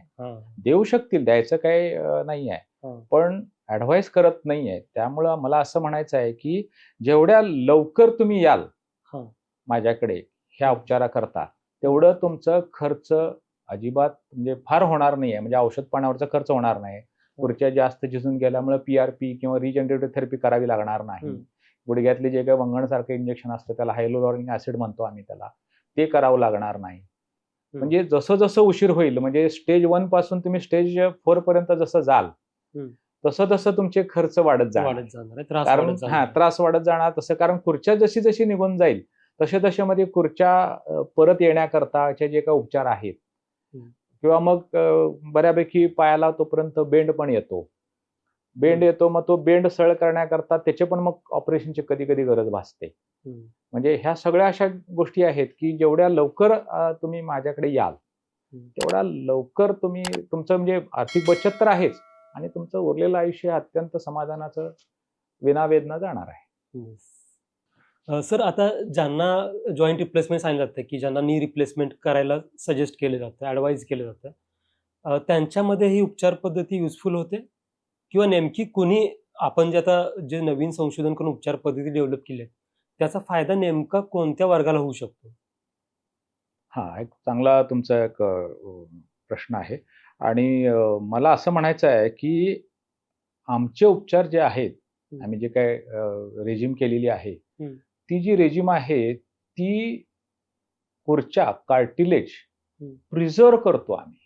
म्हणजे तुम्ही जेव्हा माझ्याकडे येणार त्यावेळेला जास्तीत जास्त खुर्च्या असेल तर खूप एक्सलंट रिझल्ट येणार.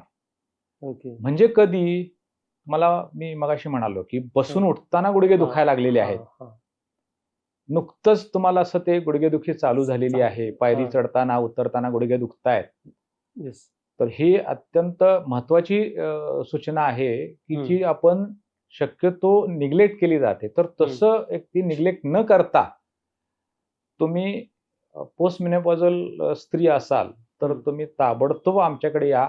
आता माझं क्लिनिक इकडे हॉस्पिटल जे आहे ते सांगलीमध्ये आहे, आणि आम्ही आता नुकतंच पुण्यामध्ये सुद्धा चालू केलेलं आहे.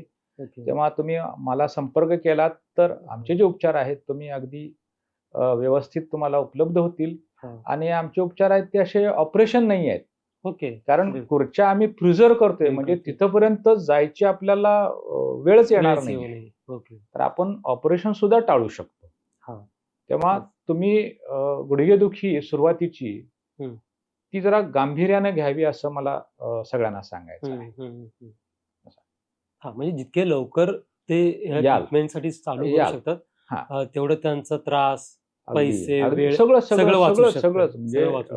कारण Yes. उपचारच आपले कसं आहे की आपण जे देतो ते विना ऑपरेशन, की जे इंट्राव्हेनस थेरपी आहे आपली. आणि ती जे काही औषध आहे ते अगदी डोक्यापासून पायापर्यंत सगळे हाडं मजबूत करते. बर. आणि मग त्यामुळं स्पॉन्डिलोसिस सुद्धा त्याच्यामध्ये ते थांबू शकतो किंवा तुमचे प्रॉब्लेम ते सॉल्व्ह होऊ शकतात. त्याच्यावरती आपण नंतर डिटेल एकदा आपण बोलूच आपण. येस, नक्की. पण ते सुद्धा म्हणजे एकाच उपचारामध्ये मणक्याचे आणि गुडघ्याचे प्रॉब्लेम आपण सॉल्व्ह करू शकतो. म्हणजे तुम्ही असं म्हणताय की तुमचा गुडघ्याचा प्रॉब्लेम सॉल्व्ह होत नाही, तुमचा हाडांचे जेवढे प्रॉब्लेम सॉल्व्ह होतात. Yes. म्हणजे म्हातारपणी थोडंसं वय झाल्यानंतर आपला बॅलन्स जातो हा. आणि कुठेतरी आपण पडू शकतो. हो. तो सुद्धा हाडं मजबूत झाल्यामुळं फ्रॅक्चर होण्याचं प्रमाण सुद्धा खूप कमी फारच होत कमी आहे. होतं. येस. त्यामुळं आपली आर्थिक प्रचंड बचत होते, शारीरिक वेदना नाहीत, मानसिक त्रास नाही. स्वास्थ्य Yes. मानसिक स्वास्थ्य उत्तम राहतं, Yes. तुमचं स्वातंत्र्य अबाधित राहतं आणि तुमचं क्वालिटी ऑफ लाईफ ही अत्यंत उत्तम तऱ्हेने मेंटेन होते तुमची. उत्तम तऱ्हेने आपल्याला आयुष्याचा उपभोग घेता येईल, आनंद घेता येईल. आपण काही वेळा बघतो की ज्यांचे जॉईंट रिप्लेसमेंट झालेत किंवा गुडघे प्रत्यारोपण आपण जे म्हणतो ते झालेत, त्यांना पण काही वेळाने मग ते जॉईंट्स पेन होतात. मग हे कसं काय होतं? हां, बरोबर आहे. तर काय होतंय की जॉइंट रिप्लेसमेंट जे केल्यानंतर सुद्धा काही पेशंटना अजूनही वेदना होत आहेत असं लक्षात आलंय. Yes. ऍक्च्युली बघा, जॉइंट रिप्लेसमेंट जे केलं जातंय ते त्यावेळी हाडं ही ठिसूळच आहेत. हाडंही ठिसूळच आहेत. मग होतंय कसं की जो काही धातूचं जे काही आवरण किंवा जे काही दुसऱ्या बाजूला जे काही हाय डेन्सिटी पॉलिइथाइलिन म्हणतो आपण त्याला, ते आवरण बसवलेलं असतंय. पण ते जे आवरण आहे ते ठिसूळ हाडावरच आहे ना हो. त्यामुळे काय होतंय की त्या जॉईंटच्या खाली अजूनही थोडे मायक्रो फ्रॅक्चर होत राहतात. आणि मायक्रो फ्रॅक्चर झाल्यामुळं तो जॉईंट थोडासा लूज होतोय आणि ते त्याचं दुखणं आहे. तर मला एक अजून सुचवायचं आहे की जरी जॉईंट रिप्लेसमेंट झालं असेल तरीही सुद्धा आमचे हे उपचार त्यांनी घ्यावेत. त्यामुळे काय होईल की ते जॉईंट आहे त्याला आधार देणारे जे हाड आहे ते मजबूत राहील, तिथे ते लूज होणार नाही आणि तुम्हाला वेदना होणार नाही आणि त्यांची लाईफ वाढेल. म्हणजे त्याची लाईफ वाढेल. लाईफ वाढेल. कारण असेप्टिक लुजनिंग म्हणतो आम्ही त्याला. ओके. असेप्टिक लुजनिंग होणार नाही. त्यामुळे ते त्याचंही लाईफ वाढेल. आणि आमच्या पद्धतीनं जर तुम्ही जे काही ट्रीटमेंट जर घेतली तर ते अगदी तुम्हाला विदाऊट साईड इफेक्ट म्हणूया आपण, ते तुम्हाला त्याचे फायदे तुम्हाला मिळतील. आणखी एक सगळ्यात महत्वाची गोष्ट मी तुम्हाला सांगतो की आमचे जे उपचार आहेत ना हे स्टिरॉइड नाही आहे. बर. हा, म्हणजे लो डोस वगैरे असं पण काही नाही. स्टिरॉइड आमचं मुख्य जे इंजेक्शन जे काही मुख्य ट्रीटमेंट जी आहे आमची ती स्टिरॉइड नाही आहे. स्टिरॉइडनं हाडं आणि ठिसूळ होतात. तर आमचे जे उपचार आहेत ना ती हाडं मजबूत करणारं थेरपी आहे. असं आहे. तर त्यामुळं सगळ्यांनी आपल्याला लक्षात घ्यायला पाहिजे की आमचे उपचार हे स्टिरॉइड रहित नाहीत. थँक्यू सर, तुम्ही आज इथे आलात आणि Thank you. गुडघे दुखीबद्दल किंवा ओव्हरऑल हाडे ठिसूळपणाबद्दल जो कॉन्सेप्ट होता आतापर्यंत, मिसकॉन्सेप्ट म्हणू शकतो मी आज, ते बऱ्यापैकी क्लिअर झालेत. आणि एक नवीन उपचार पद्धती तुम्ही जे डेव्हलप केलेली आहे त्याचा फायदा नक्कीच सगळ्यांना होईल याचा मला पूर्ण विश्वास आहे. Once again thank you sir. Thank you.